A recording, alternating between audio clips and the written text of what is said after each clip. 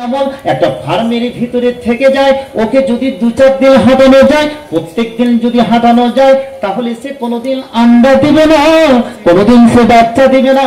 তোমার স্ত্রীকে, তোমার যুবতী মেয়েকে, যে একজন বালেগা হয়েছে, তাকে যদি সত্যিকারে তার ইজ্জতকে তুমি রক্ষা করতে চাও, তাহলে তুমি সেই ঘরের কোণে তাকে রেখে দাও।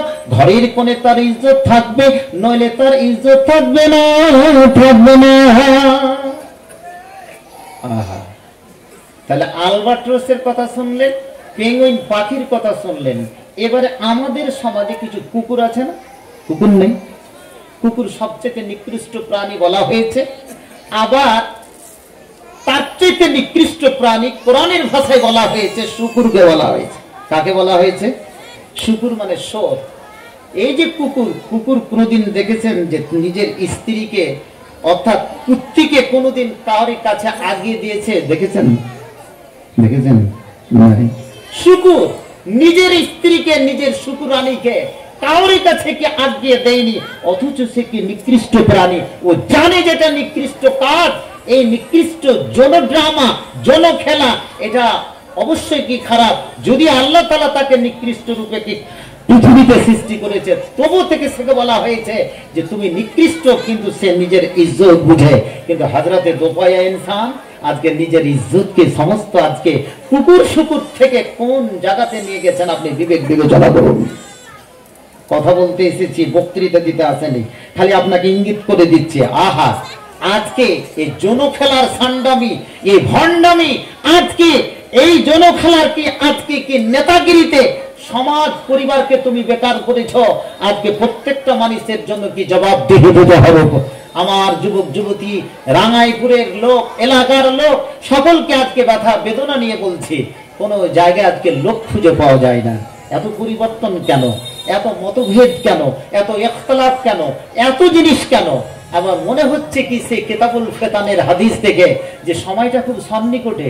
মানুষের মধ্যে যখন অতিরিক্ত মতভেদ হয়ে যাবে, প্রেম ভালোবাসা যখন চলে যাবে, বড় এবং ছোটদের মধ্যে যখন কোনো পার্থক্য থাকবে না, তখনই পৃথিবীতে একটা কোনো বিপদ কি নেমে আসবে। আর এই বিপদের জন্য আমরা দায়ী। কি নেমে আসবে?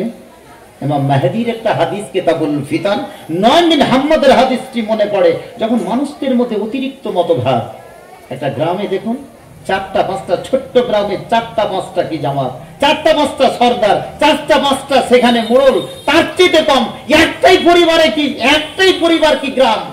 ঠিক বলছে না বেঠে? কোনো মিল নেই, কোনো প্রেম ভালোবাসা নেই, কারোর সঙ্গে না। এমনি কি চলছে এরকম আজকে সারা বিশ্বের কি অবস্থা কি তাই। কোনো দেশের সঙ্গে কোনো দেশের মিল নেই, কোনো দেশের সঙ্গে কোনো সম্পর্ক নেই। এই অবস্থাতে একজন ইমাম পৃথিবীর মাটিতে আসবে, তার নাম কি? ইমাম মাহদী। তাহলে ইমাম মাহদী আসলে কি এটা কি ভালো দিক? ভালো দিক। পৃথিবীর যে কটা আবর্জনা আছে, রাঙ্গাইপুরের যে কটা আবর্জনা আছে, যে কটা বেঈমান শয়তান কি কন্ডাম আছে, যে কটা মানুষ কি অত্যাচারের ভিতরে দেখেছে, ওইটিকে সম্পূর্ণ পটল তুলে দিবে। সব চলে যাও গঙ্গাতে। ভালো যে কটা লোক ইমানদার, সে কটাই কি বেঁচে থাকবে। আর সে কটা হবে ইমাম মেহেদীর কি আসল কি প্রহরী, সেটাই হবে কি সৈন্যবাহিনী। তারাই কি দাজ্জালের সঙ্গে, তারাই কি প্রতিদ্বন্দ্বিতা করে সেই জায়গা থেকে তারা সেখানে যাবে। নারায়ে তাকবীর। নারাটাও দেন না, খুব রোজা লেগেছিল। নারায়ে তাকবীর। ভালো, এটা তৃণমূলের টিএমসির কি তো আর স্লোগান নয়, আল্লাহর স্লোগান। শরীক হওয়ার চেষ্টা করুন। সময় খুব আপনাদেরকে বলে দিতে হবে, এই সময়টা এসেছে ওয়াজ শোনার সময় নয়, নিজেকে তৈরি করার সময়। এটা ওয়াজ শোনার সময় চলে গেছে, এটা নিজের ঈমানকে তাসদীক রিনিউয়াল করার সময় এসেছে। রিনিউ করুন, রিনিউ। আপনি যত ইবাদত বান্দেগি করেন, দুটো শর্ত মনে রাখবেন, ডায়েরিতে নোট করে নেন। কটা শর্ত? ওয়াজ শুনলেও দুটো শর্ত। এগুলো সভাতেই, সভাগুলোই বক্তৃতা দেওয়া হয়। বড় বড় সভাতে খালি শুধু ওয়াজ করে চলে হয়, কোন বক্তা কিরকম, কে কিরকম, কতটি কালেকশন হলো সকাল পর্যন্ত, এটাই দেওয়া হয়। একটা তাবলীগী সভা মনে করুন, কথাগুলো শিখে নিন। দুটো শর্ত মনে রাখবেন, যত ইবাদত বান্দেগি করেন কবুল হবে না, আপনি জান্নাতও পেতে পারেন না। 1 নম্বর, আপনি যে ইবাদত বান্দেগি করবেন তাতে যেন কোনো শিরক বিদআত না থাকে। যে আমলটা করবেন, নামাজ পড়ছেন, রোজা রাখছেন, হজ করছেন, যাকাত দিচ্ছেন, যেন কোনো শিরক বিদআত না থাকে। মুফতি সাহেব, আমার ইবাদত বান্দিগিতে কোনো শিরক বিদআত নেই। শিরক বিদআতের শিরকের সংজ্ঞা কি আমি জানি না। What is the definition of শিরক? শিরক কাকে বলে? মা হুয়া তারিফ লিশিরক। শিরক কাকে বলে? শিরকের সংজ্ঞাই বুঝি না। কইছে হ্যাঁ, ওই যে বাঙাল পাড়াতে ওরা যে চাদর চড়ায়, ওরা যে কবরে গিয়ে আজান দেয়, ফুল চড়ায়, পীরের দরগাতে গিয়ে সিন্নি বিতরণ করে, এগুলোই শিরক, এগুলো বিদআত, এগুলো আমরা করি না। ঠিক আছে, আলহামদুলিল্লাহ আপনি এটুকু থেকে বেঁচে আছেন। কিন্তু শিরকের আসল ডেফিনেশন হলো যেটাকে হালাল করেছেন আল্লাহ এবং আল্লাহ রাসূল, সেটাকে হালাল মনে করা, ওখানে হারাম না ঢোকানো। আর যেটাকে হারাম করেছেন সেটা ভিতরে কে হারাম মনে করা, ওখানে হালাল না ঢোকানো, সেটাই হচ্ছে কি শিরক। আজকে আপনাকে বলেছে যে হালাল রুজি খাবে, কজন খেয়েছে হাত উঠান তো। আজকে 2 নম্বর ব্লকের কত কোটি 18 কোটি প্রায়। খুব আন্দোলন হচ্ছিল, আন্দোলনটা বন্ধ কেন হলো? ওই টাকা তো হরিশ্চন্দ্রপুরের আমরাই তো খেয়েছি, আমাদের মধ্যেই তো আছে, কাউরি মধ্যে টাকা ট্রান্সফার হয়েছে, অ্যাকাউন্ট নাম্বার নেই। এই অনলাইনের যুগে নাম যদি মধ্যে আছে, কি তুমি ধরবা? আবার কেউ তার বিরোধিতা করতে গিয়ে, আন্দোলন করতে গিয়ে সেও বসে গেল, আন্দোলনটাকে টুপিয়ে দেওয়া হলো। কি হলো? ভিতরের কথাটা আলো আদানের কথা আমার থেকে আপনি ভালো বলছেন। একদিকে যারা বেমানি করলো, আবার যাদিকে সেই দিকে আন্দোলন করলো, সবাই কিন্তু একই লিস্টের, একই ফিহের। কারণ লাও বাবা, তুমি পকেটে এত টাকা, তুমি বসে যাও। তাহলে হালাল রুজি কে খেলাম? কেউ খেলাম না।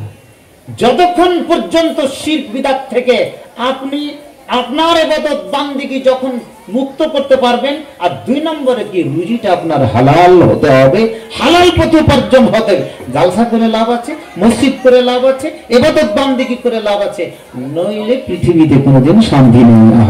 ওরে আমার যুবক যুবতী জনেরা, এখন বর্তমান বাজারে যতগুলো কাজ হয়ে যায়, যুবক যুবতীরা যেই পথে চলে, আজকে যদি হালাল রুজি বুঝি না, আজকে যদি হারাম রুজি বুঝি না, হারাম উপাদান বুঝে না, আজকে শিরক বিদআত বুঝে না, আজকে এই সমস্ত জিনিসগুলি যদি বুঝে নিতাম, এই বুঝার সঙ্গে সঙ্গে যদি ইবাদত বন্দেগী করতাম, তাহলে আজকে মুসলিমদের এই অবস্থা হতো না, মুসলিম পরিবারের এই অবস্থা হতো না, মুসলিম সমাজের এই অবস্থা হতো না। আমরা নিশ্চয় একটা চরম শিখরে থাকতাম, চরম জায়গাতে থাকতাম। আজকে এই কারণের জন্য নিজেকে আমরা বিলিয়ে দিয়েছি, নিজের জীবনকে শেষ করে দিয়েছি, যার জন্য আজকে যুগে যুগে তালে তালে লাঞ্ছিত, অপমান হতে চলেছি। এই সময় আপনাকে আমাকে কেউ বাঁচাবে না। আহা, এটাই তো কারণ, এরই কারণ হয়েছে। আহা, আর একটা কি? দ্বিতীয় নম্বর পয়েন্টে আমরা আসি, বিবাহ। এই যে যুবক যুবতীর বিবাহ সবাই করেছি তো, হাত উঠান তো দেখি কে করেনি বিবাহ, কে করেনি? আলহামদুলিল্লাহ। যে করেনি বুড়ো মানুষ, তাও বলে বিয়ে করেনি, দেখেন উনি হাত উঠাচ্ছে, কালকে ওনার বিয়েটা দিয়ে দিবেন।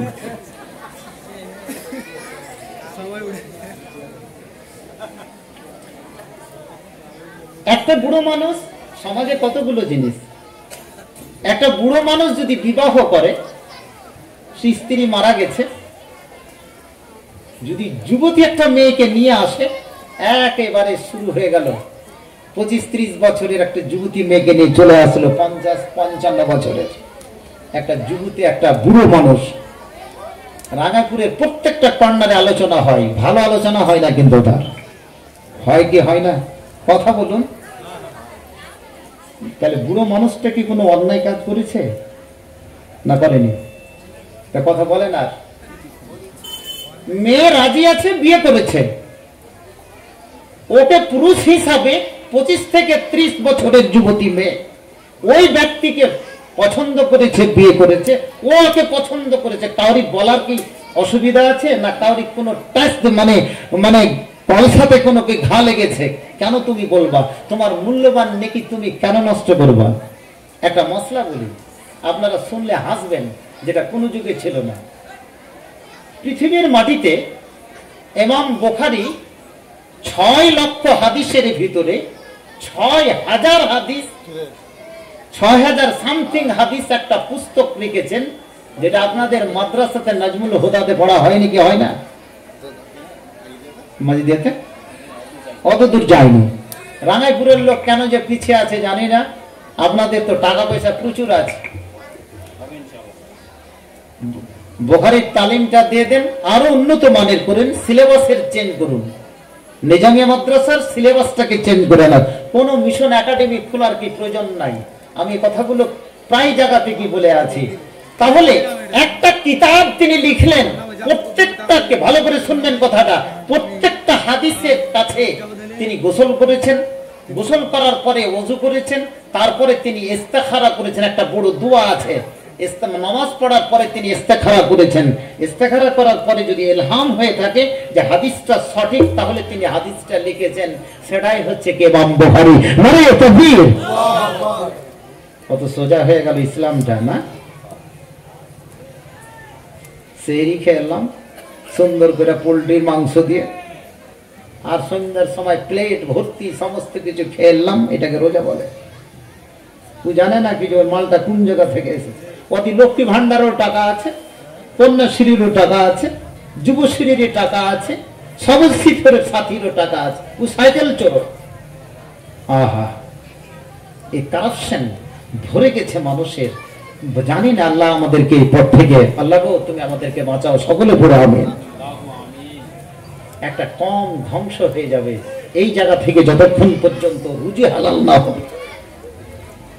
কি বলছিলাম কথাটি? হ্যাঁ, তাহলে এত বড় পুস্তক তিনি লেখা, কতবার স্নান করেছেন, কতবার ওযু করেছেন, কতবার দুই রাকাত করে তিনি নামাজ পড়েছেন। সে ইমাম বুখারী, তিনি সামারকান্দ বুখারার মাটিতে শুয়ে আছেন। সে ইমাম বুখারী রাহমাতুল্লাহ আলাইহি, যেটা আফগানিস্তানের মাটিতে যুদ্ধ হলো, শেষ পর্যন্ত যুদ্ধেতে আফগানেরা সমস্ত পৃথিবীর সমস্ত রাষ্ট্রকে হারিয়ে সেটা এখন আফগানিস্তানকে জয়লাভ করে যায়। নারে তাকবীর!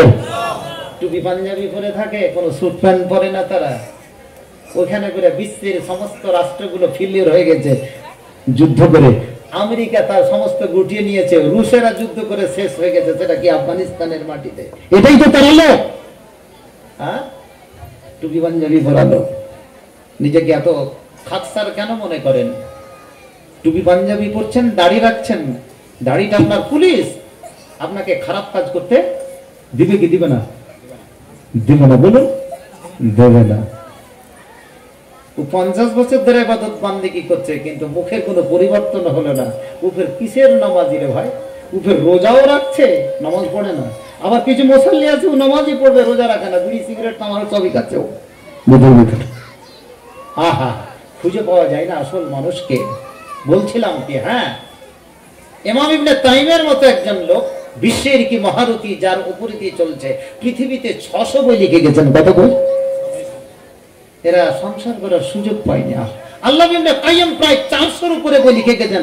তার সাথে আহা, এদের জীবনীগুলো পড়ুন। আল্লাহ ইবনে হাজম জাহিরি রাহমাতুল্লাহ আলাইহি প্রায় 350 কিতাব লিখে গেছেন। সমস্ত কিতাবগুলো আজকে লাইব্রেরিতে নেই। বিশ্বের মধ্যে এশিয়া মহাদেশে সবচেয়ে বড় লাইব্রেরি হলো খোদাবক্স। কোথায়? খোদাবক্স নাম শুনেছেন? আমি বোধহয় বিবৃতিগুলো দিচ্ছি, কথাগুলো বোধহয় আপনাদের পাল্লাতে পড়ছে না। খোদাবক্স লাইব্রেরি, সেটা হচ্ছে পাটনাতে আছে, কতর কাছেই। আপনি শুধু লাইব্রেরিটা একবার দেখে আসেন। বুঝি এখানে করে কি হয়? এখানে কি মাখনার চাষ হয় নাকি? এখানে কি কোনো টাকা পয়সা পাওয়া যায় না? লক্ষ্মী ভান্ডার আছে? হ্যাঁ, কিতাবের ভান্ডার, ইলমের ভান্ডার আছে। দেখলেই কিন্তু কি পরিবর্তন হবে। সেখানে সমস্ত সেই যুগের তাওরাত জবুর রাখা আছে, পুরাতন যুগের হাতের লেখা, অরঙ্গজেবের লেখা, জি বাবরের লেখা, শাহজাহানের লেখা, টুপি সেলাই করা সেই কোরআন মাজিদ হাতের লেখা পাবেন। নারে তাকবীর! সেই খোদাবক্স লাইব্রেরি পার্সে, বাংলার মাটির পার্সে, সেটা কি খোদাবক্স লাইব্রেরিতে কি মজুদ আছে। এরা এতগুলো বই লিখে গেছেন। আল্লাহ ইবনে হাজম জাহিরি একটা মাসলাতে বলছেন, কিতাবুন নিকাতে, যখন তুমি কোনো মেয়েকে দেখতে যাবে, হাদিসটা বলছেন, হাদিস থেকে তিনি ইস্তেদলাল করছেন, মাসলা ইস্তেমবাদ করছেন, ফানজুর ইলাইহা, ওই মেয়েটাকে তুমি দেখো। তাহলে কি দেখো? তার চোখ দেখো না মাথা দেখো? সমস্ত কিছু তার দেখো। তাহলে তাকে খুলে টুলে সমস্ত রকমে দেখো কোন জায়গায় তার ভুল ত্রুটি আছে কি নেই। কথাটার মানে কি তাই হয়? তাহলে এরকম ফতোয়া যদি আমার বাবাজি দেয়, শেখ নাইমুল সাহেব দেয়, কালকে আপনারা ফুটবাড়া দিকে পিটবেন।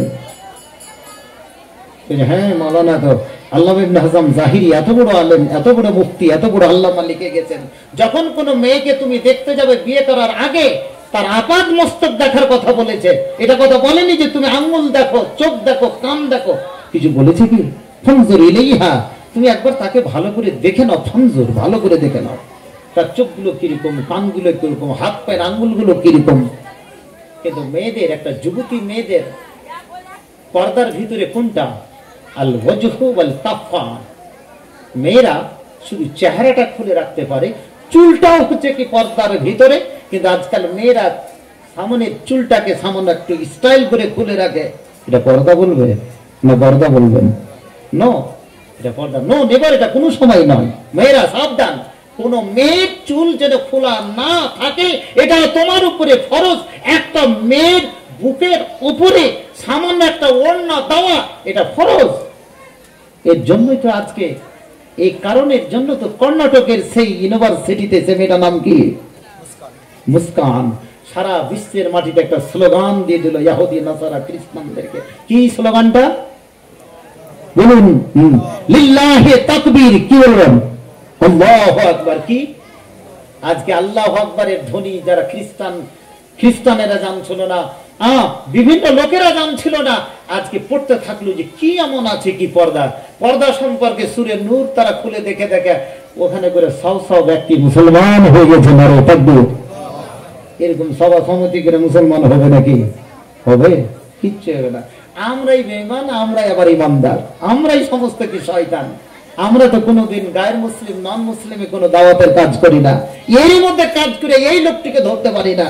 তাহলে নন মুসলিমের ভিতরে কাজ করে আমার পক্ষে কি সেই মিশন এক্সপিডিশন চালা সম্ভব? That's very impossible. এটা সম্ভব নয়। ইমানের তাসদীদ রিনুয়াল হওয়া চাই। নাই তাকবীর। কথাগুলো খুব ব্যথা বেদনা নিয়ে বলছি ভাইরা আমার। পরিস্থিতি খুব সন্নিকটে, পরিস্থিতি খুবই সংকটজনক। আপনি যে খিত্তাতে বাস করছেন, আজকে ইচ্ছে ছিল যে অন্য কোনো পরিস্থিতির উপরে কথা বলে দিই ভারতবর্ষের, যে কোন দিকে কি মোড়টা জানছে। আশা করি আমার থেকে আপনারা ভালো খবর জানছেন, তবে আপনি এগিয়ে আসুন। তাহলে আল্লামা ইবনে হাজাম জাহিরি বলছেন যে যখন তুমি দেখবা সুন্দর করে মেয়েটাকে দেখে নাও আপাদ মস্তক, ওখানে করে কোনো কন্ডিশন লেখেনি যে তুমি এতগুলো দেখবে। তাহলে ওই ফতোয়াটাকে যদি আমি কালকে বলে দিই যে তার সমস্ত শরীর খুলে দেখতে হবে, কেউ ভাববে এটা মানবেন কি? মানবে না। কিন্তু এই মতটিকে বিশ্বের কোন আলেম নেইনি, তিনি একাই এই মশলাটিতে ইন্ডিভিজুয়াল মনফারে। মানুষ মাত্রে কোনো ভুল ত্রুটি হয়ে থাকে। আমার বাবাজি নাইমুদ্দিন শেখ সাহেব কোন বিষয়ে ফতোয়া দিয়েছেন, মশলা বলে দিয়েছেন, ভুল ত্রুটি তো হতেই পারে। তাহলে তার পিছনে একটা ভেমরুল দলের মতো লোক পড়ে যায়, ওই মুলবিটার খাটিয়া খারাপ করে দেয়, তার চাকরিটা পর্যন্ত সেখানে চলে যায়। মসজিদের হোক, ইমামতি হোক, কোন জায়গায় কি প্রাইভেট চাকরি করছে, কিছুরই হোক, তার ক্ষতি করার চেষ্টা করি কি করি না? করি না? আহা, ওরে আমার যুবক যুবতী জেনে রাখুন, কোন মসলাতে যদি মতভেদ হয়ে যায়, কোন মসলাতে যদি ইখতিলাফ হয়ে যায়, তাহলে তুমি এই ব্যাপারে তুমি কোন কারি কটাক্ষপাত করো না, কারি তুমি খাল খিচার চেষ্টা করো না। হতে পারে কি তোমার চাইতে সে ব্যক্তি বড়, সে একজন আলেমে দিন, তার তুমি কি ইজ্জত রক্ষা করো। আর এই যুগে যুগে কালে কালে মতভেদ হয়েছে, মতভেদ ইখতিলাফ হয়েছে, সেটার কি নিরসন হয়েছে। সমাজে তোমার ইখতিলাফ মতভেদ হয়েছে, এটাও নিরসন হয়ে যাবে। অতএব তুমি এটাকে শোনার চেষ্টা করো এবং সেটাকে এগিয়ে নিয়ে যাওয়ার চেষ্টা করো। কাউরি খাল খিচার তুমি চেষ্টা করবে না, করবে না। এটাই হচ্ছে কি ইসলামের পরিচয়, এটাই হচ্ছে কি ইমানদারের পরিচয়। আর এইভাবে করতে করতে ইসলামের আগ্রাসন আসবে, ইসলামের কি পদধূলি, ইসলামের এক্সপেডিশন হবে, অভিযান চলবে, ঝান্ডা উদ্বেলিত হবে, উত্তোলিত হবে। সেদিন কিন্তু কেউ ধরে রাখতে পারবে না, সেদিন একাই একাই সেই জায়গাতে আপনি চলে যাবেন। পরবর্তী কি যারা আসবে তারাও সেটাকে ধরে রাখবে। এটাই হচ্ছে কি ইসলামের পরিচয়। এটাকে টিকে রাখার চেষ্টা করবে, মানুষের মধ্যে তাবলীগ করার চেষ্টা করবে, মানুষের মধ্যে মিলার চেষ্টা করবে, বড়দের সম্মান করার চেষ্টা করবেন, ছোটদের সেবা করার চেষ্টা করবেন। এটাই হলো ইসলামের পরিচয়। পরিচয় মাইকটাতে কিছু নাই রে ভাই, এত জোর করে বললে কি আর হয়? যা হোক, বিবাহ শাদীর ক্ষেত্রে কথাটি বলছিলাম, সেখান থেকে স্বামী স্ত্রীর ভিতরে প্রেমের ভিতরে কতগুলো কথা হয়। তাহলে ওই বুড়োটা বিয়ে করেছে একটা 25-30 বছরের একটা মেয়েকে, কোনো কেউ অন্যায় কাজ করেছে? আপনাদের মুখ থেকে শুনুনি। মেয়েটি কি কোনো অন্যায় করেছে? না পুরুষটা অন্যায় করেছে? করতেই পারে। আচ্ছা, আবার ওই পুরুষটা, স্ত্রীটা আছে 30 বছরে একটা স্ত্রীকে বিয়ে করলো, দেখা গেল আর 2 মাস পরে ওই বুড়ো আর একটা পুরুষ আর একটা মেয়েকে বিয়ে করে নিয়েছে 40 বছরে। সেটা কি কোনো অন্যায় করেছে? ওকে কিন্তু বুড়োকে আর রাখা যাবে না রাঙাই পড়ে। আবার কিছুদিন পরে দেখা গেল আর একটা বিয়ে করে নিয়েছে, আবার কিছুদিন পরে দেখা গেল আর একটা বিয়ে করে নিয়েছে। তাহলে ওর ব্যবসা নাকি বিয়ে করা আর সংসারকে, সংসার চালানো। একটা ফকিরদেরকে বিয়ে করতে, ফকিরের কিন্তু বিয়ে করতে অসুবিধা হয় না। একটা ফকিরের 3টা-4টা পর্যন্ত স্ত্রী থাকছে, কারণ সবাই মিলে চাইছে, সংসার চালাতে অসুবিধা নেই। অসুবিধা হচ্ছে কি ও চাইছে, ও চাইছে। আপনি যে বিয়েটা করবেন একটার পরে পরেরটা, বা পরেরটার পরে কি পরেরটা, আপনাকে 10 বার ভাবতে হবে যে সংসার কি করে আমি কি চালাবো। আপনার জন্য কি বিয়ে শাদী করার জন্য একটাই কি রাখার কথা বলা হয়েছে, ইল্লা ওয়াহিদাতান, একটি আপনি কি বিয়ে করেন। যদি তুমি কি ফাইন তাদিলু, যদি তাদের মধ্যে কি ইনসাফ করতে না পারো, তাহলে ফা ইল্লা ওয়াহিদাতান, কয়টা বিয়ে করবে? একটা। কিন্তু কেউ যদি 2টো, 3টা, 4টা পর্যন্ত বিয়ে করে, করতেই পারে। কিন্তু বর্তমান বাজারে কি যেটা সমস্যা এসেছে, তাতে আমি মনে করি আজকে পুরুষেরা বিয়ে শাদী করুক, একটার জায়গাতে 2টো, 3টা, 4টা পর্যন্ত বিয়ে করুক। কদিন আগের পরিসংখ্যান দেখেছি আমি, উত্তরবঙ্গে কি মেয়েদের সংখ্যা কিন্তু বেড়ে চলেছে কিছু পার্সেন্টেজে, যেটা কোনোদিনই হয়নি। কেন হলো হাজি ভাই? আগে ছিল 65 আর 35, এখন কিন্তু 22টাই বেশি গেছে। 1000:1022 মেয়েদের সংখ্যা 22টাই বেড়ে গেছে। কেন বাড়লো? আজকে সত্যিকারই দেখি বাস, ট্রেন, জি ফুটপাতে বিভিন্ন জায়গায় শুধু খালি মেয়েরাই আছে না? মাথা খুব ঝোঁকাই রাঙাইপুরের লোক, কারণটা কি? মেয়েদের সংখ্যা। হ্যাঁ, বেটা ছেলেরা বিদেশে সব চলে গেছে, আর রাঙাইপুরের সমস্ত মেয়েটি এখানে থেকে গেছে। ওই জন্য কি এখানে করে দেখাচ্ছে কি মেয়েদের সংখ্যা বেড়ে গেছে। এখন অনেকটা কম আছে, কিন্তু এখন কথাটা শুনুন। আল্লাহ রাসূলের একটা হাদিস আপনাদের কাছে বলি, কিতাবুল ঈমানের হাদিস আর কিতাবুল বুয়ুর হাদিস। প্রথমে কিতাবুল বুয়ুর হাদিসটা বলছি, এবং বুখারী রাহমাতুল্লাহ হাদিসটিকে নকল করছেন। আরবাউনা ইমরাতান লিকিল্লাতির রিজাল ওয়া কাতরাতিন নিসা। এমন একটা সময় আসবে, একটা যুবকের পিছনে 40টা করে মেয়ে থাকবে মাথা পিছু। কাজ হয়ে গেছে। এমনি তো ডেকে পাওয়া যায় না পার্কে, এমনি 40টা যুবকের পিছনে যদি 40টা মেয়ে ঘুরতে থাকে, এটা 1500 বছর আগে বলেছেন। একবার নারা হোক, নারে তাকবীর, জোর করে নারে তাকবীর। আরবাউনা ইমরাতান লিকিল্লাতির রিজাল ওয়া কাতরাতিন নিসা। পুরুষের সংখ্যা কমে যাবে, মেয়েদের সংখ্যা বেড়ে যাবে, এবং প্রত্যেকটা পুরুষের পিছনে 40টা করে মেয়ে থাকবে। এটা কিতাবুল বুয়ুর হাদিস, মানে খরিদ ও ফরুক, ক্রয় বিক্রয়ের হাদিস অধ্যায় থেকে ইমাম বুখারী কি নকল করছেন। আরেকটা হাদিস আপনাদের কাছে বলছি, কিতাবুল ঈমানের হাদিস। কি হাদিস? হাত্তা ইয়াকুনা লি 50 ইমরাতান আল গায়বুল ওয়াহিদ। এই হাদিসটাতে বলছে প্রত্যেকটা যুবকের পিছনে 50টা করে কি মেয়েরা থাকবে। অসম্ভব হাদিস। এই হাদিসটা কিন্তু বর্তমান যুগে ফিট আসছে। একটা কথা কিন্তু জেনে রাখবেন, আল্লাহ রাসূল বিভিন্ন সময় বিভিন্ন হাদিস বলে, মেয়েরা কথা বলবে না, তোমাদেরই হাদিসটা আমি বলছি। হাদিস তিনি বলে চলে গেছেন জেনারেলি, কিন্তু সমস্ত হাদিস সব যুগে ফিট আসবে না। এখন এই হাদিসটা কিন্তু এই যুগে ফিট হতে চলেছে। আচ্ছা, জাহান্নামের কথা বারবার কি চলে আসছে বলে মৌলভী সাহেবরা খুতবাতে খুব জাহান্নামের কথা বলে না? তাহলে মৌলভী সাহেবরা জাহান্নামের কথা কেন বলে? জাহান্নাম কি হয়েছে? জাহান্নাম কি কেউ চলে গেছে? হাজি ভাই, জাহান্নাম আর জান্নাতের কথা খুব কথা বলে, কতজনকে জাহান্নামে ঢুকালছে আর কতজনকে জান্নাতে ঢুকালছেন ইমাম সাহেব। আমি মনে করি যেই খাতিব, যেই বক্তা জান্নাত আর জাহান্নামের কথা বলে কাপুরুষ। যখন আমি এরকম করে বলি নাকি নামাজ পড়, এই কর, রোজা রাখ, যখন ওকে পারি না তখন শেষ পর্যন্ত বক্তারা বলে থাকে, খাতিবেরা বলে থাকে জান্নাত আর জাহান্নামের কথা। এখনো সাবধান হয়ে যা, না তো তুই জাহান্নামে গিয়ে এরকম এতটি সাপ কাটবে, এতটি এ হবে। জান্নাতের কথা বলে থাকে এরকম পাবি, ওরকম পাবি, ঝর্ণা পাবি। তখন যদি তার গলাটা, তার হৃদয়টা কি একটু গলে যায়, তাই না? জান্নাত জাহান্নাম তো এখন নয়, মরার পরে জান্নাত জাহান্নাম। তার আগে থেকে, আজ কত 100 বছর আগে থেকে মৌলবীরা কথাগুলো বলে চলে আসছে, 1500 বছর আগে থেকে বলে চলে আসছে, কিন্তু জান্নাত জাহান্নাম তো দেখতেও পাই না।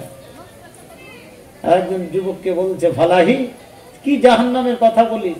জাহান্নাম কবর থেকে মেলাই ভালো। কেন? কবরে একাই থাকতে হবে, আর জাহান্নামে তো মেলাই কেউ থাকবে, সবারই যা হবে আমারও হবে, তাই না? হাজি ভাই, জাহান্নাম কবরটাই হলো আসল কথা। কবরে তো একাই থাকা যাবে না, এটা তো গন্ধকার ঘর। আল কবর আউয়াল মানজিলি মিনাল মানাজিলি আখিরা, এটা প্রথম স্টেশন, ভালো কারোর স্টেশন মিলানগড়। এখানে করে যদি ট্রেন ফেল হয়ে যায় তাহলে জীবনের গতিপথ কিন্তু পাল্টে যাবে। এটা বলছে আউয়াল মানজিলিন, ফার্স্ট স্টেশন ইজ দ্য কবর। কবরটা হচ্ছে প্রথম স্টেশন। মানাজিলিল আখিরা, আখিরাতের যতগুলো স্টেশন আছে প্রথমটা হচ্ছে কি কবর। কবর, কবরকে প্রথমকে আপনি এটাকে রক্ষা করুন। এখান থেকে যারা বাঁচবে তারাই কিন্তু সেখানে বাঁচার পথ রয়েছে। এটা ভাইবা, এটা একটা শিফিবি ইমতিহান, এটা একটা ইন্টারভিউ। এখানে কাউন্সিলিং এ যদি বেঁচে যায় ইনশাআল্লাহ আমরা ওখানে করে বাঁচবো। তো বলতে চাইছিলাম কি কথাটা কোন দিকে চলে গেল, কোন জায়গা থেকে কোন শিকড়ে, কি বাবাজি কোন জায়গায় ছাড়লাম, কি কথাটি বলছিলাম প্রথম হেডিং এ? মেয়েদের ব্যাপারে কোন জায়গাতে ছিলাম? যা, আমার একজন ওস্তাদ মুফাসসিরে কোরআন, আমার এক সাথী বর্তমান মালয়েশিয়ার এক কলেজের প্রফেসর হয়ে আছেন, নাজবুত সাহাল সাহেব। আমি তো এক ছোট মানুষ, আমার থেকেও ছোট ছেলেটা বাওনা, এই মধুবনী দারভাঙ্গার, ও হাফেজে কোরআন। মানে আমাদের মধ্যে যুগে কম্পিটিশন চলতো জামিয়াতুল ফালাতে, কিন্তু আমি ওর কাছে কিছু নই। এত ব্রিলিয়েন্ট ছেলে, এত ব্রিলিয়েন্ট। ক্লাসে পড়াতো তাফসিরের ঘন্টা দেয়, আরবি পঞ্জমে পড়াতে পড়াতে হয়তো শায়েখ কোনো দিকে চলে গেছেন অন্য কথায়। এবারে এরপরে কোন কথাটা বলবে ও বলে দিতে পারতো যে আপনি এর কথার পরে আপ क्या बोलना चाहते हैं मैं बता सकता हूं। আর শায়েখ যে কথাটা বলবে ওই কথাটাই কি, হ্যাঁ इसके बाद आप यही बोलेंगे। মালয়েশিয়ার বর্তমান কোন জায়গার কি প্রফেসর হয়ে আছে, নারে তাকবীর। যা হোক, ভালো মজলিসে থাকলে ভালো ফল পাবে। আজকে ভালো জায়গার থাকার জন্য হয়তো আমি দুটো কথা শিখেছি, আবার ওই ছেলেটাকে আমি জীবনে পারিনি, কিন্তু শেষ জীবনে ওকে উল্টে দেওয়া হয়ে দিয়েছিলাম। ক্লাসে পজিশন, যে ছেলেটার ফার্স্ট পজিশন আসতো, সেই শেষ জীবনে দুটো সালে আরবি চাহরুম পাঞ্জমে একেবারে তাকে পোস্টমর্টম করে দিয়েছিলাম। কিন্তু আমি জানি কি, ওরে নাজমুল স্যার আমি তোকে কিন্তু পারবো না, অতিরিক্ত ব্রিলিয়েন্ট, আল্লাহর দেওয়া কি ব্রেন। আবার বদমাশও খুব, যারা ব্রিলিয়েন্ট ছেলে হয় কিনা বদমাস, ফুটবল ধরে ও গড়ছেই সারা জীবন ধরে। তো কিছু পড়বেন তো, কিছু জানবেন তো। ছোট বাচ্চা ছেলে কত বদমাস হয়, ছোট বাচ্চা ছেলেকে খবরদার ডাঁটবেন না, সহজে ডাঁটবেন না, তাকে স্নেহর স্বরে বলবেন। তার ব্রেন বাড়ছে, এটা নাড়ছে, ওটা নাড়ছে, ওটা নাড়ছে, তাকে আস্তে করে বলুন। তাকে যখনই খ্যাকট দিলেন তার ব্রেনটা মজবুত হয়ে গেল। আহা, একটা লজ্জাবতী গাছ দেখেছেন? লজ্জাবতী গাছ পাখা ঢেলে থাকে, যেমন এরকমই দিলেন, লজ্জায় সে গাছটাকে আমরা ঘাস কাটতে কাটতে দেখেছি, পাতাটাকে গুটিয়ে নিল। আহা, মেয়েরা কিরকম হবে? কিরকম? ওই লজ্জাবতীর মতো। কোথায় দেখেছি হঠাৎ একটা যুবক পড়েছে, সঙ্গে সঙ্গে বুকের উপরে, মাথার উপরে কাপড় দিয়ে তুমি সন্তর্পণে পদ্মার ভিতরে হয়ে যাও, নারে তাকবীর। মেয়েরা হচ্ছে লজ্জাবতী গাছের মতো। কেন? বিজ্ঞান বলছে আজকে লজ্জাবতী গাছকে দিয়ে মানুষের ব্রেনে যে সেলগুলো থাকে, এখানে করে 2300 কোটি সেল আছে, নারে তাকবীর। এই 2300 কোটি সেল আসল সমস্ত জিনিস আছে বুকের ভিতরে, ব্রেনে কিছু রাখা নেই। ব্রেনের সম্পর্ক রয়েছে বুকের ভিতরে, বুকের সম্পর্ক কি ব্রেনের ভিতরে, এই 1300 কোটি সেলের ভিতরে। মানুষ যখন দেখতে দেখতে, যুবক ছেলে যুবতীর সৌন্দর্য দেখতে দেখতে, প্রেম খেলা দেখতে দেখতে, হোয়াটসঅ্যাপ আর ব্লুটুথ দেখতে দেখতে, ফেসবুকের অশ্লীল ছবি দেখতে দেখতে ব্রেনের যে সেলগুলো আছে সেগুলো মরে যায়। মানুষের যতগুলো হায়া থাকবে, ইমাম বুখারী একটা বাবি বেঁধেছে, সোনানে একটা বাব বেঁধেছে, আল হায়া ও শোবাতুল ঈমান। হায়া হচ্ছে কি ইমানের একটা কি যে ভাই অংশ। যার হায়া শেষ হয়ে যায় তার জীবনের ভিটালিটি, হায়া যত যার বেশি, শরম যত যার বেশি, তার জীবনী শক্তি ভিটালিটি তত তার বেশি। আজকে হায়া শরম সমস্ত কিছু শেষ হয়ে যায়। যে সমস্ত যুবক যুবতীদের হায়া শরম শেষ, তাদের ব্রেনের সেলগুলো কি মরে যায়। আর ওই যে মরে যাওয়া সেলগুলো, পার্কে ঘোরা যুবক যুবতী আগেই তাদের বাসর ঘরের আগে তাদের বাসর ঘর পার্কে হয়ে যায়, সমুদ্র সৈকতে হয়ে যায়, লজে হয়ে যায়, তারপরে বিবাহ হয় দেখানো।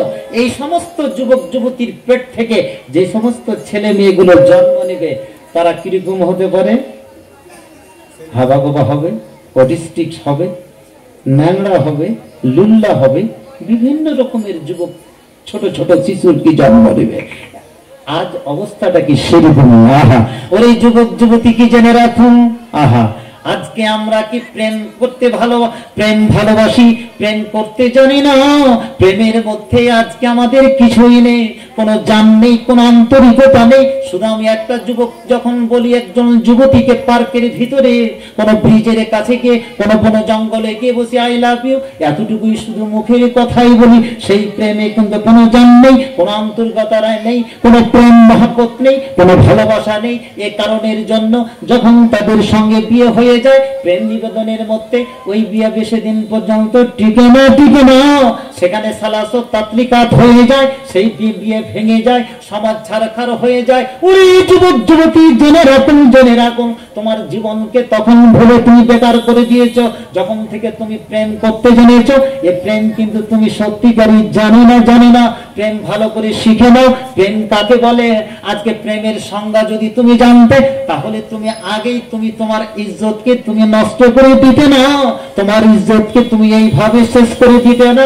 আজকে তোমার জীবন শেষ হয়ে গেছে, তুমি কিছুই তার পরিচয় রাখনি। আহা হা, প্রেম কত ভালোবাসা। একটা যুবতী মেয়েকে নিয়ে আসলেন, 25 বছর ধরে, 40 বছর ধরে, 50 বছর ধরে ঘর সংসার করলেন, সুন্দর রমণীকে একটা নিয়ে আসলেন। এবারে এমন একটা সময় হয়েছে, দুজনেরই বয়স 60-65 বছরে। ওই খটখট করে তার বুড়ি মেয়েটি তার সামনে আপনার স্ত্রী হাঁটছে। আহা, প্রেম তো তখনই থাকবে। প্রেম তখনই ছিল যখন আমি তাকে বিয়ে করে নিয়ে এসেছিলাম, কলেজ লাইফে বা চাকরি বাকরি করার পরে বিয়ে করে নিয়ে এসেছিলাম। আবার প্রেমটা জেগে উঠে যখন 65-70 বছরে ওই বুড়ো বুড়ি যখন হয়ে যায়, খটখট করে তার মানে কি বলছে কি যে গালগুলো শুকিয়ে গেছে, চুলগুলো পেকে গেছে, চামড়াগুলো লেগে গেছে গায়ে, আর খটখট করে হাঁটছে লাঠি ধরে। বসে আছে কি বুড়ো মানুষটি, দেখছে তার সেই সৌন্দর্য লাবণ্য আর নেই তার অর্ধাঙ্গিনীর, আর তাকে বলছে, ওরে তোকে কত সুন্দর করে নিয়ে এসেছিলাম, আজ তোর সুন্দর লাবণ্য সৌন্দর্য সমস্ত কিছু হারিয়ে গেছে। কিন্তু এখনো প্রেম ভালোবাসার খাতিরে এখনো তারা দুজন এখনো একই বিছানায় ঘুমায়। এটা কি প্রেমের পরিচয় নয়? হ্যাঁ, এখনো 65-70 বছর, 80 বছর বয়সে এখনো সেই বুড়ো বুড়ি এখনো ঘুমায়, এখনো তারা বাসর ঘরকে পালন করে। কবি জসিমউদ্দিন কি বলেছে, আহা আহারে, এতটুকু তোরে এনেছিল ঘরে, সোনার মতন মুখ, পুতুলের বিয়ে ভেঙে গেলে কেঁদে ভাষায় বুক। আরে ভাই, কি সুন্দর কবিতা কবি জসিমউদ্দিন বলে গেছেন, বাংলাদেশের পল্লী কবি, প্রাকৃতিক কবি। আজ আমি তোকে সুন্দর একটা এনেছিলাম, এখনো প্রেম ভালোবাসা আছি, এখনো কাউরি প্রেমে বুড়িও জড়িয়ে যায়নি, এখনো কাউরি প্রেমে ওই বুড়ো জড়িয়ে যায়নি। এখনো তার দিকে দেখে, বুড়ো যেমন তার দিকে দেখে চোখের জল ফেলছে, বুড়িও তাদের দিকে চোখের জল ফেলছে। এটাই জীবন, এটাই লাইফ। নিজের প্রেম ভালোবাসা নিজের স্ত্রীর কাছে জানান, এটাই হচ্ছে কি তোমার আসল শোরুম এটাই হচ্ছে কি তোমার আসল সিনেমা হল। কোনটা সিনেমা হল? পরিবারের যে স্ত্রীটা আছে এটাকে সিনেমা হল বানান। ছেড়ে দিন ফেসবুক, ছেড়ে দিন হোয়াটসঅ্যাপ, ছেড়ে দিন ব্লুটুথ, ছেড়ে দিন সমস্ত রকমের যতগুলো কি অনলাইন আছে আজে বাজে জিনিস, সমস্ত কিছু ছেড়ে দিন। যদি জেনারেশনকে আপনি কি বাঁচাতে চাইবেন, আজ আমরা সমস্ত কিন্তু ভুলে গেছি, সব কিন্তু শেষ করে দিয়েছি। প্রিয় ভাইরা আমার, বক্তৃতার কত শুনলো যখন দেশে এসেছি তখন আপনারা নিশ্চয় আমার বক্তৃতাকে শুনতে পারবেন। বক্তৃতা আর করতে ইচ্ছা করে না, কারণ আল্লাহ তো আমার হিসাব নিবে। আমি যে কথাটি বলছি আমি কি করতে পারছি? আমি হয়তো মানুষ যখন বক্তৃতা দেয় নসিহত করে তখন আগে নিজেকে নসিহত করি। কাকে নসিহত? নিজেকে নসিহত করার পরে পরে কে বলেছে? আল্লাহ রসুলের যে হাদিসগুলো যে কোরআনে মাজিদ এসেছে, কোরআনে মাজিদকে পড়তে গেলে উসুলে তাফসীর কি পড়তে হবে। উসুলে তাফসীর না পড়লে তাফসীর আপনি বুঝতে পারবে না। ফর্মুলা যদি না জানি তাহলে আমি কোনো অঙ্ক ম্যাথ লাগাতে পারবো না। a plus B whole square কিংবা a plus B whole cube formula যদি না জানা থাকে কোনো অ্যালজেব্রার ম্যাথ কি লাগাতে পারবেন? পারবেন না। তো অ্যারিথমেটিকের কিছু অ্যারিথমেটিক আমি যদি পাটিগণিতের অঙ্ক করতে যাই, সুদ কষা বা লাভ ক্ষতি করতে যাই, সেখানেও কিছু ফর্মুলা রয়েছে। যে ট্রিগোনোমেট্রি করতে যাই সেখানে ফর্মুলা রয়েছে। মেনসুরেশন পরিমিতি করতে গেলে সেখানে ফর্মুলা আছে। কোরআনে মাজিদ পড়তে গেলে তাতে ফর্মুলা আছে, সেই ফর্মুলাগুলো জানতে হবে। আমি আপনাকে ফর্মুলা জানতে বলছি না, আপনাকে শুধু বলছি কি যে you can only read or write, that's enough. আপনি শুধু পড়েন আর শুধু তেলাওয়াত করেন। বলুন ইনশাআল্লাহ। শিখতে শুরু করবেন, 10টা দিন আছে। আমার একজন ছাত্রী এখনো মঙ্গলবাড়িতে এমএ আরবিকে এমএ করেছেন। আমি মঙ্গলবাড়িতে যখন জয়েন করি, এই যে মির্জাপুর পাড়াসামান্ডির মঙ্গলবাড়ির সমস্ত মুসলা ছেলেগুলোকে ও টিউশন পড়ায়। কেন? ও তো একটা যাদব ঘরের মেয়ে, একটা গোয়ালা ঘরের মেয়ে, আরবি শিখে মুসলমানদের ছেলেদেরকে আরবি শিক্ষা দেয় কি করে আরবি, how to read or how to write the Arabic language, এটা কি শিক্ষা দেয়। তাহলে এটা কতখানি জিল্লাত আর ইজ্জত বেইজ্জতের কথা। আমি আজকে আরবি পড়তে জানছি না, কেউ পড়তে জান না। যতগুলো একাডেমিক মিশনকে ভর্তি করে ও বেটারা ব্যবসা করছে এখানে করে, সমস্ত আরবি শিক্ষার ব্যবস্থাপনা আছে। আমি যে ছেলেটাকে ঢেলে দিলাম ও আরবি পড়তেও জানলাম না। ঠিক বলছে না বেটি? আমি ওই জন্য বলছি দার্সের নিজামিয়ার সিলেবাসটাকে পাল্টান। এখানে কয় বিঘা জমির উপরে আছে বাবাজি মাদ্রাসাটা? 3 বিঘার উপরে। এখানে করে কি একটা একাডেমিক পার্সে হবে না? ওই মাদ্রাসায় হবে না? ওখানে করে কি একটা মিশনও হবে না? এখানে লক্ষ লক্ষ কোটি কোটি সমস্ত রাঙাইপুরের লোক দিচ্ছে। কি দরকার আছে আলাদা ভাবে একাডেমি মিশন খোলার? আমি কিছু বুঝছি না। ওখানে করে যে সমস্ত যারা মেধা সম্পন্ন, যে সমস্ত যাদের পকেটের টাকা আছে তারাই সেখানে করে স্থান করছে, কমার্শিয়াল লোক। আজকে এখানে করে যেমন টিফিন খাওয়া ছেলেরা হাদিস কোরআনের শিক্ষা পাচ্ছে, ওখানে কি ইংরেজি পড়তে পারবে না? হবে না। ফিজিক্স পড়তে পারবে না, কেমিস্ট্রি পড়তে পারবে না, সবই পড়তে। সিলেবাসের চেঞ্জ। আজকে মাদ্রাসার সিলেবাসে যে ইসলামিক হিস্ট্রি এটাই সঠিকভাবে পড়া হয় না, হিস্ট্রি জানে না, নবীর চরিত্র সম্পর্কে দাওরা জামাত পর্যন্ত পড়া হলো, টিফিন খেলো কিন্তু বলতে পারে না। What for? কি পড়ালাম? সিলেবাসের খুব পরিবর্তন। আমার কথাগুলো হয়তো খারাপ লাগবে। আজকে মাদ্রাসার সিলেবাসে হিস্ট্রি, জেনারেল হিস্ট্রি, ইসলামিক হিস্ট্রিকে ভালোভাবে ঢেলে দাও। পলিটিক্স পেপারকে ঢেলে দাও। ইসলামিক ইকোনমিক্স, যে ইসলামিক যেটা অর্থনীতি সেটাকে ওখানে নিয়ে আসতে হবে। ইসলামিক জিওগ্রাফি সেখানে করে আনতে হবে। একজন আলেম মা ইয়ালামু বিহি, একজন আলেম সমস্ত কিছু জানবে কি জানবে না? আচ্ছা, আজকে বর্তমান বাজারে সবচাইতে বেশি কি প্রয়োজন আছে সেটা কি? আওয়াজ কি যাচ্ছে বাইরে নাকি? বর্তমান বাজারে আমাদের জানার প্রয়োজন আছে। আমি নিজামী মাদ্রাসা থেকে এখান থেকে সম্ভবপর হবে যারা কর্তৃপক্ষ আজকে রাঙাইপুরের সিলেবাসটাকে ভালো ভালো লোককে দিয়ে পরিবর্তন করুন। এখন আর মানতে ফালসাফা আর কাফে পড়ার কি যুগ নয়। এখন সিলেবাসটাকে ভালোভাবে সংক্ষিপ্ত করে একটা নিয়ে আসা। আজকে আমাদের ভারতের সংবিধানের আর্টিকেল গুলো কি জানতে হবে না? আমাকে ধরে নিয়েছে থানাতে, আমি জানি না কোন আর্টিকেলের ধারায় পড়েছি। এগুলো ছোট্ট ছোট ট্রান্সলেট করে ইংরেজিতে এসেছে, বাংলাতে হবে, উর্দুতে এসেছে। ছোট ছোট বাচ্চা ছেলেরাকে আমি কি ধারাটাকে মুখস্থ করাতে পারি না? কি ভাবছি আজকে ধারাও জানতে হবে। ভাইরা আমার, এগুলো নিজামিয়া মাদ্রাসার মৌলভী সাহেবরা আমাদেরকে শিক্ষাগুলোকে দিতে হবে। এই সমস্ত সিলেবাস যখন নিজামিয়াতে পড়ে যাবে, এমন ভাবে সেদিকে টিফিন খাওয়া, আজকে নিজামিয়াতে ছেলেরা পাচ্ছে না, আজকে ভালো একজন আলেম তৈরি হচ্ছে না। সিলেবাসের আমূল পরিবর্তন নিয়ে আসতে হবে এবং সেখানে শিক্ষকগুলো ভালো রাখতে হবে, বেতনের পরিমাণটাকে বাড়িয়ে দিতে হবে, তাহলে ইনশাআল্লাহ একটা আমূল পরিবর্তন আসবে। নারে তাকবীর। প্রিয় ভাইরা আমার, তাহলে আমি বিবাহ সম্পর্কে একটা কথা বলছিলাম করে আমি বলেছি অনেকগুলো টাইম হয়ে গেছে। হ্যাঁ, এতগুলো কথা বলতাম না, মাত্র 15 মিনিট কথা বলবো, চলে যাবেন না। 15 মিনিটের মধ্যে 5 মিনিট আদায় নিব আর 10 মিনিট কথা বলবো। পৃথিবীর মানচিত্রেতে একটা দেশ আছে ইরিত্রিয়া। কি দেশ? ইরিত্রিয়া। দেখতে পাবেন যেমন ফিলিস্তিনের পাশে একটা দেশ ইসরায়েল, না? ইসরায়েল হচ্ছে একটা জারজ সন্তান, ফিলিস্তিনের জায়গা দখল করে বিশ্বের বাজারে নেতৃত্ব দিচ্ছে ইসরায়েল। এক যুগে নেতৃত্ব দিয়েছিল জার্মান, এক যুগে নেতৃত্ব দিয়েছিল আমেরিকা না ব্রিটেন, এক যুগে নেতৃত্ব দিয়েছিল আমেরিকা। এখন সামনের বাজারে নেতৃত্ব দিবে কে? ইসরায়েল। কে দিবে? এর নেতৃত্বে সমস্ত কি বিশ্বের বাজারে যা কিছু হয়। ছোট্ট মানুষ, ছোট্টকে কোনোদিন ছোট্ট মনে করবে না। ইরিত্রিয়াতে ওই আল্লামা ইবনে হাজেমের বিবাহের ক্ষেত্রে বলছিলাম, ওখানে দেশের সরকারের আইন ম্যাপে জায়গা পাওয়া যায় না, মুসলিম দেশ, প্রত্যেককে দুটো বিয়ে করা ফরজে আইন, ম্যান্ডেটরি। এই আইনটা আমাদের হয়ে যেত তাহলে ভালো ছিল। ইমাম সাহেব করে দিতে পারে। ইমাম সাহেব তো ঘর সংসার করেনি, তো কেমন করে হবে?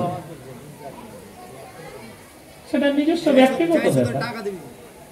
এক একজন ইমাম ইসলামের কি খেদমত করতে করতে সারা জীবন চলে গেছে, বিয়ে শাদী করার তাদের সুযোগই ঘটেনি। আহা, আপনারা কি সেটাও করছেন কি না? দুনিয়ার পিছনে ছুটতে ছুটতে সারা জীবনটা শেষ করে দিলেন, কিন্তু কিছু আসল জীবন ধরার কোন লোক হলো না। দুটো বিয়ে করা ফরজ। যদি কোনো পুরুষ বিয়ে না করে তাকে সারা জীবন জেলে থাকতে হবে। আর স্ত্রী যদি বাধা দেয় দুটো বিয়ে করার ক্ষেত্রে, তাহলে তাকেও যাবজ্জীবন জেলে যেতে হবে। কেন? কি তাতে হিকমত আছে? কি হিকমত আছে জানেন? ওই দেশের মুসলিম সরকার নিজের অস্তিত্বকে টিকিয়ে রাখার জন্য, নিজের জনসংখ্যাকে বাড়াবার জন্য আজকে পৃথিবীর কি মাটিতে এই ধরনের কি আইন প্রয়োগ করেছে। নারায়ে তাকবীর। আসছে কি, এটা কোনো অসুবিধা নেই। কোরআন বলছে ফানকিহু মা তাবা লাকুম মিনান নিসাই মাতনা ওয়া সুলাতা ওয়া রুবা। তোমার যদি ইচ্ছা হয় দুটো দুটো করে বিয়ে করো, মাতনা ও সুলাত কটা করে বিয়ে করবে? 3টে। আর যদি ইচ্ছা হয় 4-4টা। তাহলে আর রতুয়ার ওই নেতার জন্য একই যার সময় 9টা করে স্ত্রী রাখেন না। ও নবীর সুন্নাত নাকি পালন করেছে কোন নেতা, এখনো তার 9টা স্ত্রী। ওর স্ত্রী কত ও কত জানে না। নবীর কটা স্ত্রী ছিল ভাই একই সঙ্গে? 9টা। আল্লাহ নবীর জন্য এটা আলাদা খাস নির্দিষ্ট ছিল, স্পেসিফিকেশন ছিল। আর আমাদের জন্য কটা? 4টা। ইচ্ছা করলে মেয়েদের সংখ্যা বেড়েছে, আপনি বিয়ে শাদী করুন, তবে সঠিকভাবে কোনো পরকীয়া প্রেমে পড়িয়ে বিয়ে করবেন না, সঠিকভাবে করুন। নিশ্চয় তার সম্পর্কে যদি আলোচনা কেউ করে থাকে, তার মূল্যবান নেকি সেই মুসলিম তার নেকি নষ্ট করবে, আপনার নেকি নষ্ট হবে না। নারায়ে তাকবীর। প্রিয় ভাইরা আমার, বলতেছিলাম আমি ওখানে করে কিন্তু ব্যাপারটা ছেড়েছিলাম যে একটা পুরুষের পিছনে 40টা 50টা করে মেয়ে হবে। কেন? কেন? ওই সময়টা কিন্তু চলে এসেছে। আমি বিজ্ঞান দিয়ে একটা জিনিস বুঝাচ্ছি, আপনারা বোঝার চেষ্টা করবেন। বর্তমান বিজ্ঞানীরা বলছে, বিজ্ঞানীরা যে বর্তমান মেয়ে সংখ্যা বেশি হচ্ছে আর পুরুষের ছেলের সংখ্যা কমে যাচ্ছে। তার মানে পুরুষের ক্রোমোজোম সংখ্যাটা কমে যাচ্ছে, যেটা বাচ্চা ছেলে উৎপাদনের জন্য বিশেষ প্রয়োজনীয়। প্রত্যেকটা পুরুষের ক্রোমোজোম সংখ্যা ঘটে যাচ্ছে, কমে যাচ্ছে। এই জন্য বাচ্চা ছেলে না হয়ে মেয়ে ছেলে সংখ্যা বাড়তে শুরু করেছে। আর এই ক্রোমোজোম সংখ্যা নষ্ট হওয়ার কারণ হচ্ছে এই যুবকেরাই কি করে, এই যে কিছুক্ষণ আগেই বললাম, পার্কে প্রেম নিবেদন, সমুদ্র সৈকতে প্রেম নিবেদন, রামাইপুরের ছেলে বসে বসে এখন